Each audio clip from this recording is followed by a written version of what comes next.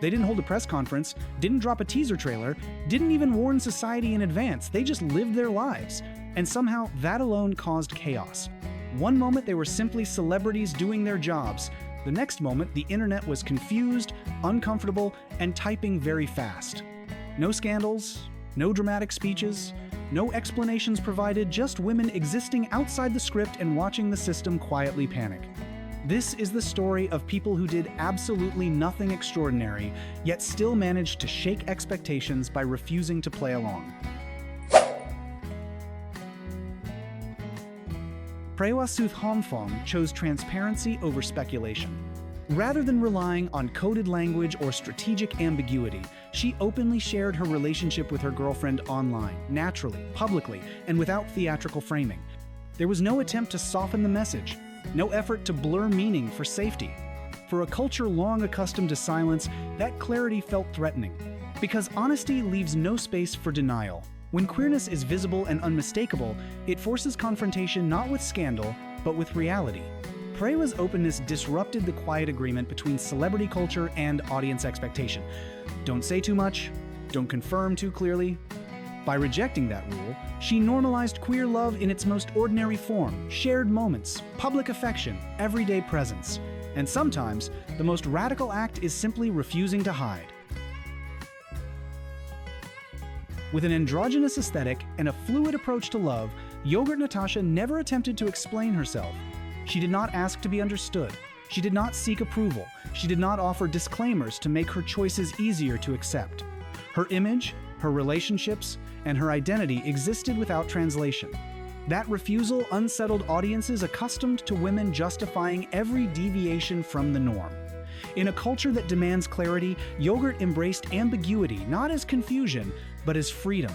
Her presence challenged a deep expectation that women must narrate themselves into acceptability. By declining to do so, Yogurt turned silence into a statement, not secrecy, sovereignty. And that kind of independence is often more provocative than any declaration could ever be. In an entertainment industry that quietly rewards safe femininity beauty that reassures softness that never disrupts, A. Pornthip made a choice that carried real consequence. She loved women publicly, clearly, and without apology, refusing to adjust her truth to remain commercially comfortable. Her openness challenged an unspoken rule that governs much of show business. Lesbian visibility must stay discreet to remain acceptable, hints are tolerated, ambiguity is strategic. But clarity is often treated as risk. A rejected that framework entirely. She did not cloak her relationships in suggestion, nor did she allow speculation to replace honesty. What made her visibility powerful was not provocation, but steadiness. She did not frame her love as activism, yet it functioned as one simply by existing in a system built on selective silence. By refusing to hide, A exposed how fragile the industry's tolerance really is, and how conditional acceptance becomes when women stop editing themselves. Her presence proved something quietly radical. Authenticity alone can be a form of rebellion, not because it seeks attention, but because it removes the comfort of denial. Mew Nitha has long been defined by restraint. In an industry that often trades intimacy for relevance, she chose privacy, never turning her personal life into spectacle or narrative leverage. That discretion shaped public perception, composed, distant, carefully self-contained. Which is why her acknowledgement of dating a woman resonated far beyond what she said. There was no dramatic announcement, no label attached, no attempt to redefine her image, just a quiet truth stated plainly. And that simplicity unsettled audiences more than a headline ever could.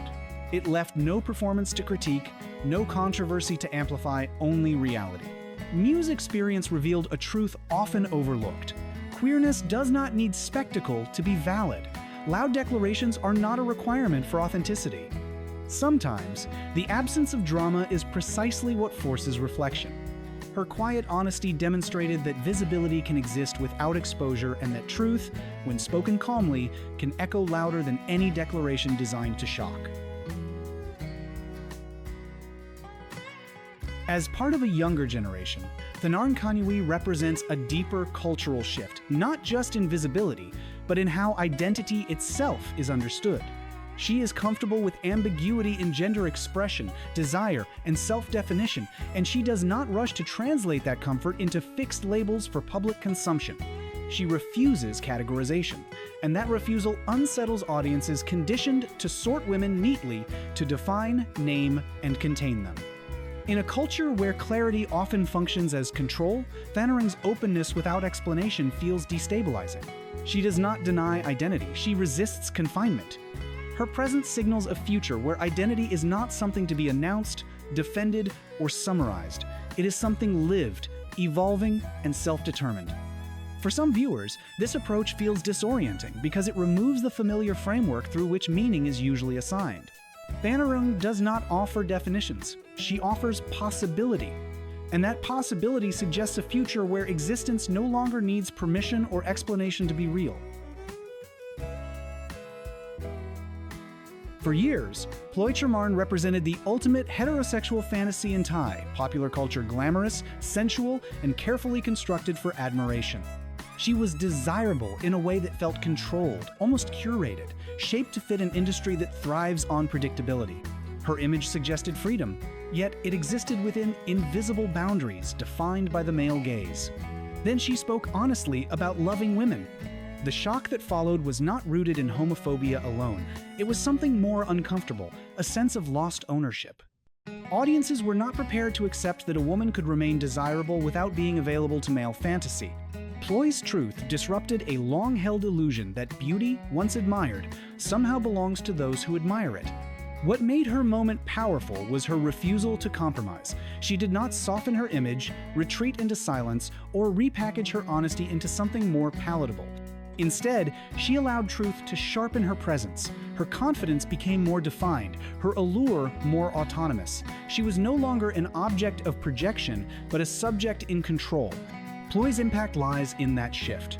She did not simply come out, she reasserted ownership over her identity. In doing so, she exposed how fragile celebrity fantasies really are when confronted with female autonomy. Namtan Tipnari never offered a dramatic coming-out narrative. There was no emotional buildup, no symbolic announcement designed to ease society into acceptance. She did not perform queerness for comfort. She simply existed openly, calmly, unapologetically as a lesbian. That quiet confidence proved deeply unsettling. In a media culture accustomed to framing LGBTQ+ identities as either scandal or spectacle, Namtan's refusal to explain herself felt radical. Her identity was not treated as a phase, a rebellion, or a marketing move. It was just part of who she was. What made this so disruptive was the implication. Namtan represented a future where queer people do not negotiate visibility, where they no longer feel obligated to educate, soften, or reassure the audience. Her presence suggested that the next generation might not ask permission to be seen or even feel the need to justify their existence. Her power was not in confrontation, but in inevitability. And inevitability is often more threatening than defiance.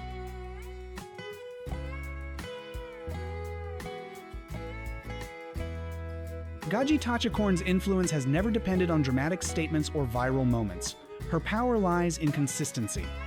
As an openly LGBTQ+ television host appearing daily in mainstream Thai media, Gaji normalized queerness through repetition rather than spectacle. She did not frame her identity as a storyline. There was no explanation, no justification, no special narrative arc. She was simply present. And that presence was quietly revolutionary. By showing up again and again in ordinary spaces, morning shows, casual conversations, everyday television, Gaji made queerness routine. Viewers could not dismiss her as an exception or a novelty. Over time, her visibility dissolved resistance not through argument, but through familiarity. Visibility without justification leaves little room for denial. Gaji did not ask audiences to understand or accept her. She made understanding unavoidable by existing consistently, comfortably, and publicly.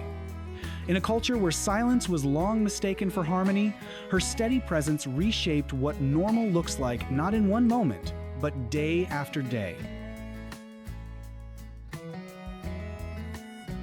In luxury fashion, an industry obsessed with polish, hierarchy, and control, Milan Yuvacharuskal refused to perform separation.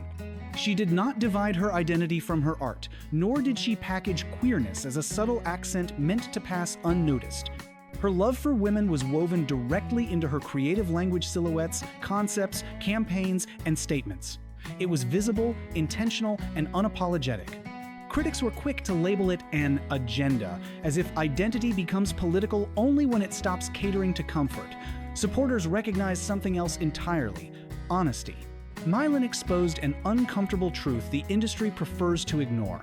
Fashion has always been political. It has always reflected power, class, gender, and desire. The difference was never politics, it was who was allowed to express it. By refusing neutrality, Mylan challenged the illusion that luxury exists above identity. Her work made one thing clear: fashion isn't less elegant when it tells the truth, it's simply harder to control.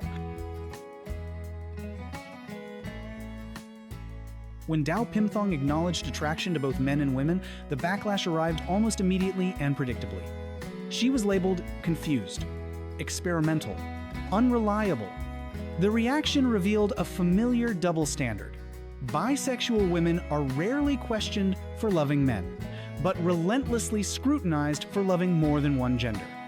Dao's honesty disrupted a culture that demands simplicity from women-clear labels, fixed narratives, and easily digestible identities. What unsettled audiences was not her attraction, but her refusal to narrow herself for public comfort. Bisexuality, in this context, became threatening because it resists containment. Dao's experience exposed how society often punishes women not for who they love, but for refusing to make themselves easier to explain. Her truth challenged a system that values clarity over complexity, even when complexity is reality.